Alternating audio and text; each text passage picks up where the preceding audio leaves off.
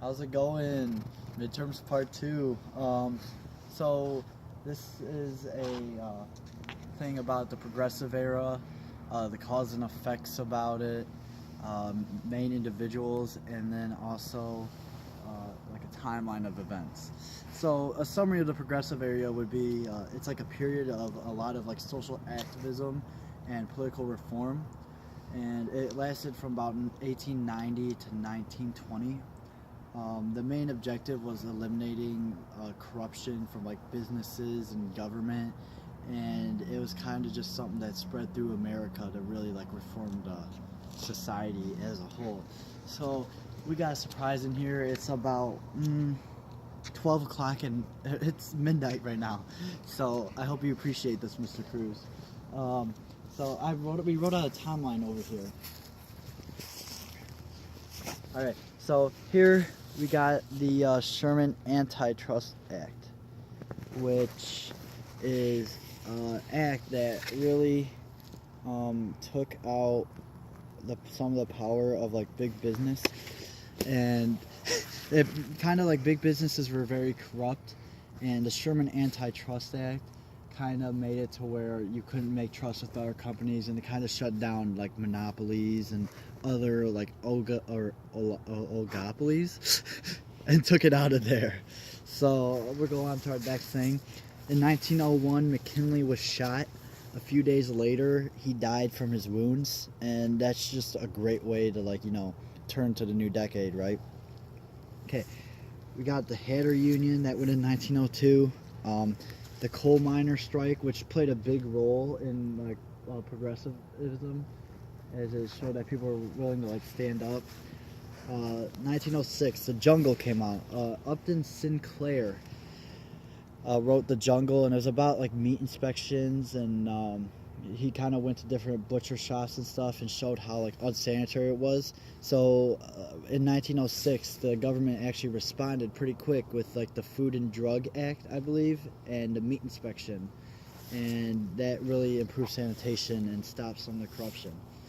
Next, we got the financial panic of 1907. This was pretty bad, and it kind of like set back the economy a little bit. In 1911, we got the Triangle Waste Company fire. Sorry about the waste. I know you can't read it. I mean, that's just terrible. But that was just something that there's a whole bunch of like children working there and women, and it's supposed to be a fireproof company, but it still set fire and it burnt down to the ground, and it just kind of raised a lot of awareness to like labor laws and such. In 1916, we got the Keating-Owens Act, which also helped regulate businesses, and then we got World War II after that, and then it ends in 1920. All my notes aren't coming up on my phone right now, so they're on my computer, so that is not good. But we're just going for it, okay? I hope you appreciate it, Mr. Cruz.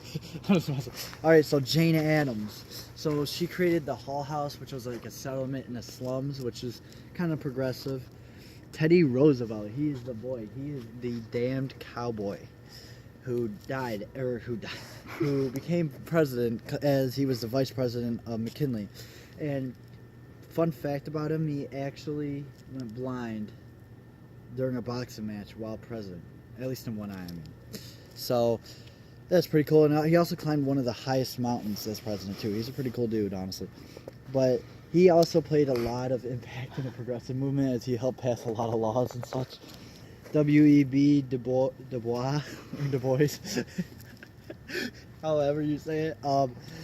He's actually a very important figure, as like he believed that African Americans should go to Harvard or go to universities right now and get higher jobs, and kind of like his generation should go to college and become lawyers and doctors and create their own success. Upton Sinclair, he was the writer of The Jungle, who brought forth like a lot of laws on labor and meat inspection.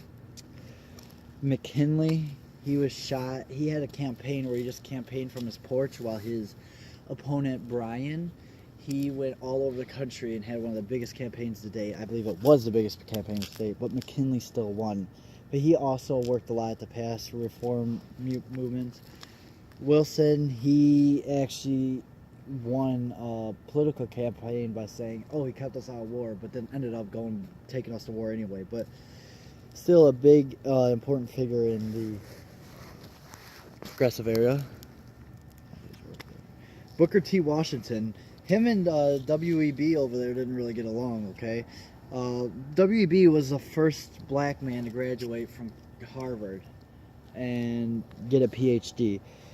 Booker T. Washington believed that maybe black people or African Americans, that they should kind of just, take the lower paying jobs right now, do this, and the next generation would go to college. So that's what he believed. So we're on to the next thing, which would be cause and effects. We just went over individuals that were important and the timeline. So, the first thing, political machines. There was a lot of political machines in society, such as Tammany Hall and other things, which helped immigrants have a voice in society and have their voice heard. But it ended up having more regulation, so that way that kind of corruptness wouldn't be in. Political machines were good and bad, depends on who you were. Discrimination against women ended up obviously being women's suffrage. For some reason, women weren't allowed to vote until into the 1900s.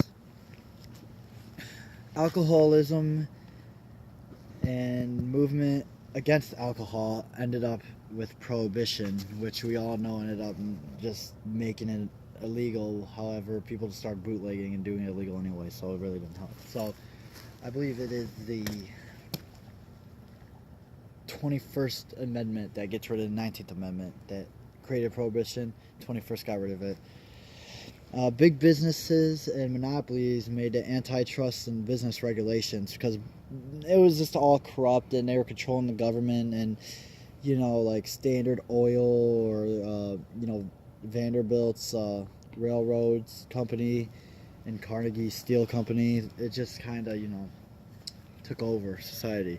Child labor abuse. So like, do you see like little kids like walking around in factories nowadays, like getting the crap beat out of them and like not getting that much money for it? I mean, that's just scary. I mean, like, you know how scary it is? like, oh, your inflatables are gone. There's inflatables there. There were ghosts. So it was scary. But, I'm just trying to have fun at this point, Mr. Cruz. I mean, anyway, child labor laws. Why did you deflate them? But anyway, child labor laws were a result of the abuse. And, unions came in and helped create that, and that did a lot of good because people were really being mistreated. And our final thing, muckrakers, which was like journalists and stuff were trying to like bring awareness to, hey, we need to do this, we need to prove this, we need to prove this, which the presidents did not exactly like, but however it did create awareness and it helped fuel the progressive movement to reform the society.